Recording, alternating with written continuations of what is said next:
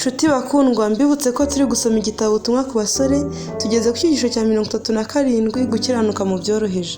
Ukiranuka mu cyoroheje cyane aba akiranutse no ku gikomeye. Luka 16:10.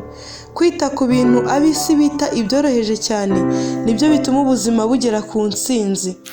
Ibikorwa bito by'ubugiraneza, ibikorwa byoroheje byo kwiyanga, kuvuga amagambo yoroheje afasha, kwirinda n'ibyaha bito ubwabyo, ubu nibwo bukristo. Kuzirikana imigisha duhabwa buri munsi tukayishimira, gukoresha neza amahirwe tugira buri munsi no guteza imbere impano umuntu yahawe, ibi ni byo umwami wacu aduhamagarira. Umuntu usohoza inshingano nto yahawe akiranutse azaba ateguriye gusohoza ibyo azasabwa n'inshingano zikomeye biruseho. Umuntu w'umutima mwiza kandi ugira urugwiro mu buzima bwa buri munsi, umuntu w'umunyabuntu wihangana mu muryango we kandi agahorana intego yo gutuma mu rugo rwe hahora umunezero, bene uwo azaba uwa mbere mu kuzinuka inarijye no kwitanga igihe umwami wacu azaba amuhamagaye. Imico itunganye.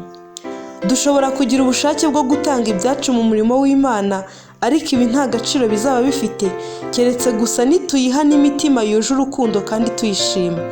Abashobora kuba abavugabutumwa bwiza mu bihugu by'amahanga bagomba kubanza kuba ababwirizabutumwa bwiza nyakuri wabo. Abifuza gukora mu ruzabibu rugari rw'umwami wacu bagomba kubyitegura binyuze mu gukorana ubwitonzi mu ruzabibu ruto Uwiteka yabaragije ngo barwiteho. Uko umuntu atekereza ku mutima niko aba ari. Mu munsi umwe gusa ibitekerezo byinshi birahurirana bigakora amateka atanditswe, kandi ibyo bitekerezo bifite ikintu kinini bikora mu kubaka imico. Ibitekerezo byacu bigomba kurindwa rwose nta gukebakeba, kuko igitekerezo kimwe cyanduye cyangiza ubugingo mu buryo bukomeye. Igitekerezo kibi gisiga ishusho mbi mu bugingo bw'umuntu. Ibitekerezo nibiba bitunganye kandi byera, kubwo kubikunda umuntu azarushaho kubonera. Kubera ibyo bitekerezo, imbaraga y'umwuka irakingurwa kandi imbaraga zo gukora icyiza zikiyongera. Kandi nk'uko igitonyanga kimwe cy'imvura gitegurira ikindi kunetesha ubutaka, uko niko igitekerezo cyiza kimwe gitegurira inzira ikindi. Urugendo rurerure cyane rukorwa kubwo gutera intambwe imwe imwe. Urukurikirane rw'intambwe dutera rutugeza ku iherezo ry'inzira.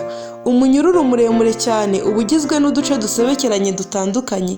Iyo kamwe muri utwo duce kangiritse, uwo munyururu wose nta kamaro uba ukimaze. Uko niko bimeze ku mico. Imico itunganye igirwa n'ibikorwa bikozwe neza, buri gikorwa ukwacyo.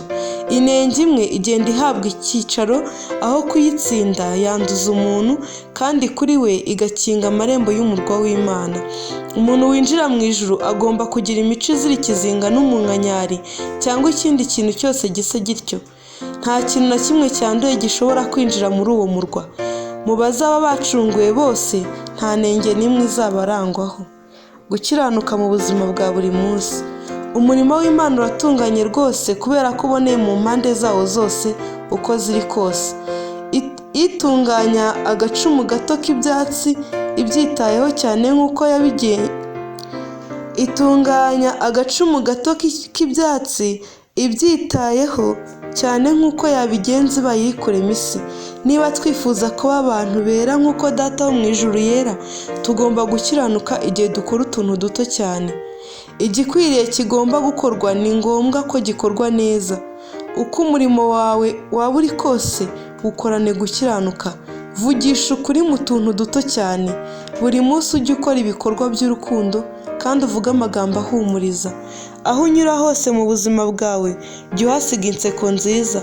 Igihe ukoze muri ubu buryo, Imana izagushyiraho ikimenyetso ko ikwemeye, kandi umunsi umwe Kristo azakubwira ati, nuko mugaragu mwiza ukiranuka. Ku munsi w'urubanza, abantu bakiranutse mu mibereho yabo ya buri munsi, abantu bagiye bihutira kumenya umurimo wabo kandi bakawukora badatekereza gushimwa cyangwa inyungu, nibo bazabwirwa aya magambo ngo nimuze abo Data yahaye umugisha, murage ubwami bw'abatunganyirijwe uhereye ku kuremwa kw'isi. Matayo igice cya 25:34. Ntabwo Kristo abashimira amagambo y'uburyoza bavuze.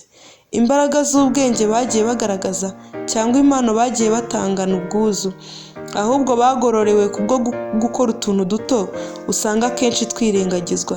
Yesu yaravuze ati, kuko nari nshonje mukamfungurira, nari mfite inyota mu micyonywa, nari umushyitsi murancumbikira. Ndababwira ukuri yuko ubwo mwabikoreye umwe muri bene data baboroheje bari hanyuma y'abandi, ari jye mwabikoreye.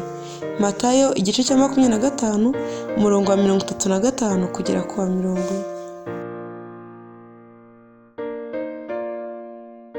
Nshuti bakundwa, mbibutse ko turi gusoma igitabo ubutumwa ku basore, tugeze ku cyigisho cya 38 kubazwa iby'umucyo wahawe. Basore namwe nkumi, Imana izababaza iby'umucyo yabahaye. Niba uyu mucyo n'iyi miburo bitarumviwe, bizabashinja mu rubanza. Akaga mufite kashyizwe ahagaragara, mwaraburiwe kandi mwarinzwe impande zose mugoteshwa imiburo. Mu nzu y'Imana mwahumviye ukuri gukomeye kandi gukora ku mutima, mwagiye mubwirwa n'abagaragu b'Imana baguhishuriwe n'Umwuka Wera. Mbese ni ubuhe buremere iryo rarika ryagiye rigira mu mitima yanyu? Nizeye mpinduka uko kurarika gufite ku mico yanyu? Muzabazwa iby'iryo rarika ryose ndetse n'imiburo yose. Bizahagarara mu rubanza kandi bicireho iteka abantu bakomeza imibereho y'ubwibone no kutamaramaza. Nshuti basore, ibyo mubiba nibyo muzasarura. Kuri mwe iki ni cyo gihe cyo kubiba. Mbese umusaruro wanyu uzaba uwuhe? Mbese mubiba iki? Ijambo ryose muvuga n'igikorwa cyose mukora ni imbuto izera ku wayibibye. Imbuto ibibwa niyo izasarurwa. Imana yabahaye umucyo ukomeye n'amahirwe menshi. Nyuma y'uko uyu mucyo utanzwe, na nyuma y'uko mweretswe akaga kanyu ku mugaragaro, inshingano isigara ari iyanyu. Uburyo mufata umucyo Imana ibaha bizabahesha umunezero cyangwa bibazanira ibyago. Mwubwanyu muragenda mugena uko iherezo ryanyu rizamera.